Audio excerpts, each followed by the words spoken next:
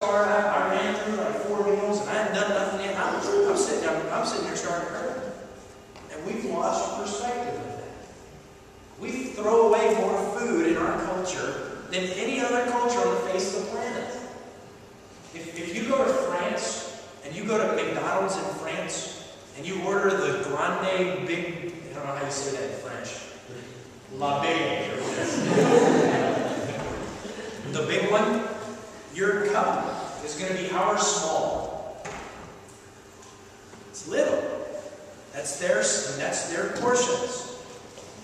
And we go, it's not enough, it's not enough. We get to this place where we use something that's good in a manner that's not. And it's not. It's not good. Now we go, that's a safe one, that's an easy one. That kind of thing. What about the next one? The next one that's a big lust of the flesh in our culture and society is sex. Sex. It's prevalent over everything. I challenge you tonight to take a piece of paper and watch the Super Bowl ads and just check how many sexual references you see. You'll find something interesting. Most of them will not be beer commercials. They'll be like soap or socks or something crazy. Beer commercials are like the cleanest commercials out there. Song of Solomon chapter 8 verse 4. This is wise man Solomon speaking again. He says, "Daughters of Jerusalem, I charge you, do not arouse or awaken love until it so desires." Sex is an addictive thing. And that's why our culture knows it and uses it. Puts it in marketing and makes it as transparent out there for anybody and everybody that they want to have, know, and experience of anything that's out there. You would think, as you watch our culture, that because we pursue this stuff so hard and fast, and it's everywhere that we're out there, that we would actually be a sex-starved culture. But actually, the opposite is the truth. We are an over-sexed culture, and everything that is portrayed on us and put out in front of us. Now, how is this the lust of the flesh?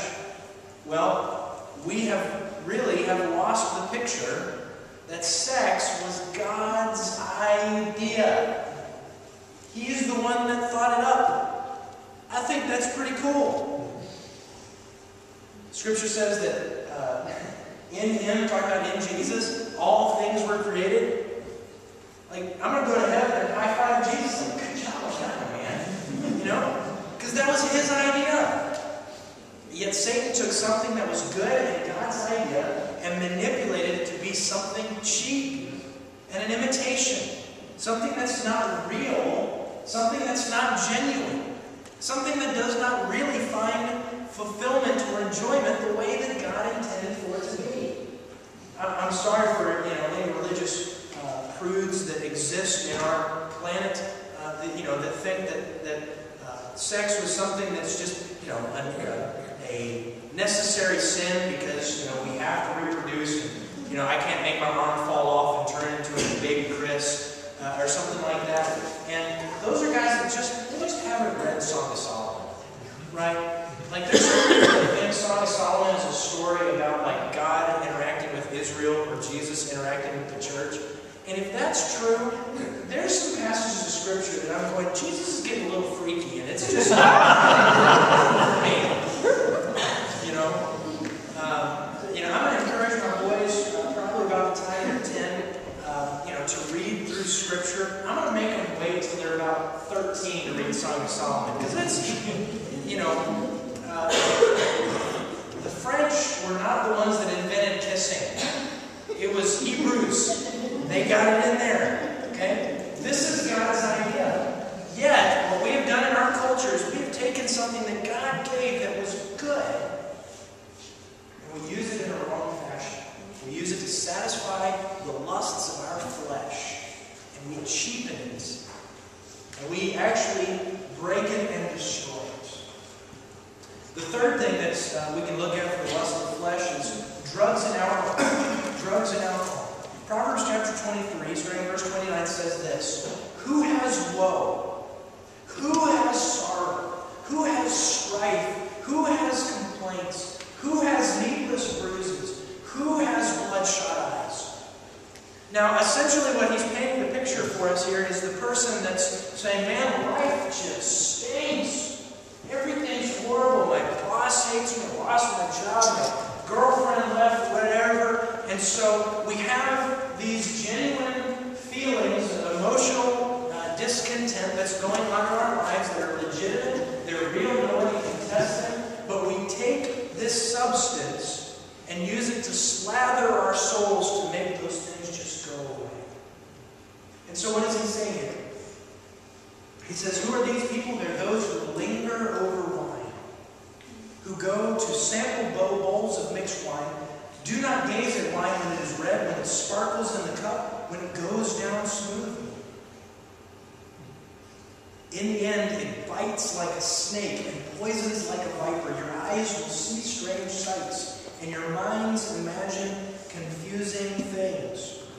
You will be like one sleeping on the high seas, lying on top of the rigging.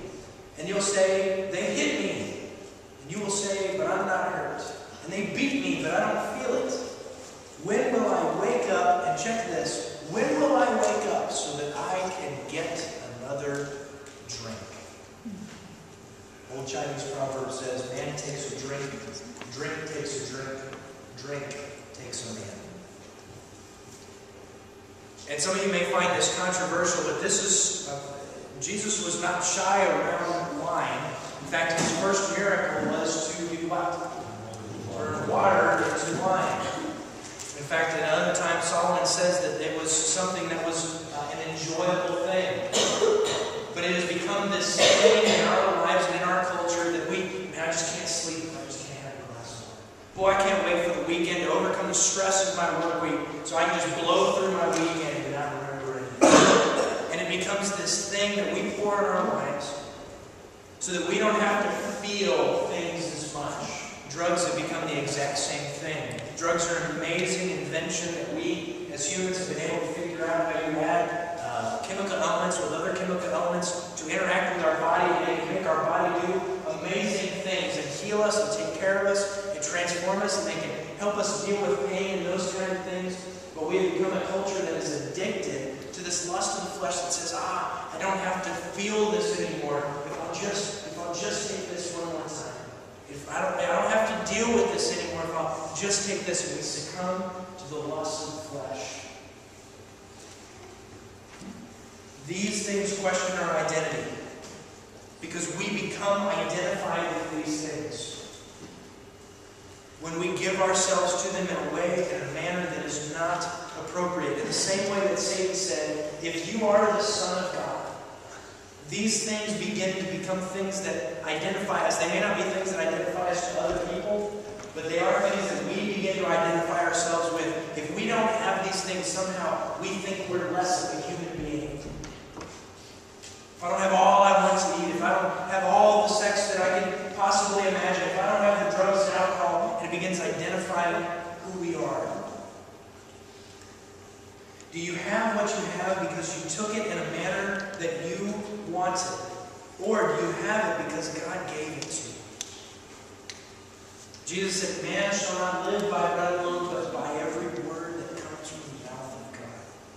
We wait patiently for the things that God has. God does not withhold any good thing from His children. But we cannot take those things that God intends for our good and use them in a manner that is not. This is why Jesus prayed in His, what we now call the Lord's Prayer. Give us this day our daily bread. So we realize that God, you've got to be the one to give this to. What is the greatest virtue to control or to grow in, to defend against this temptation? It's this: self-control. Self-control.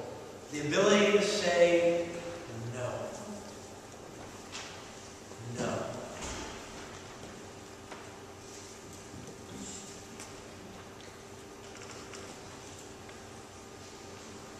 So Jesus denied the lust of the flesh.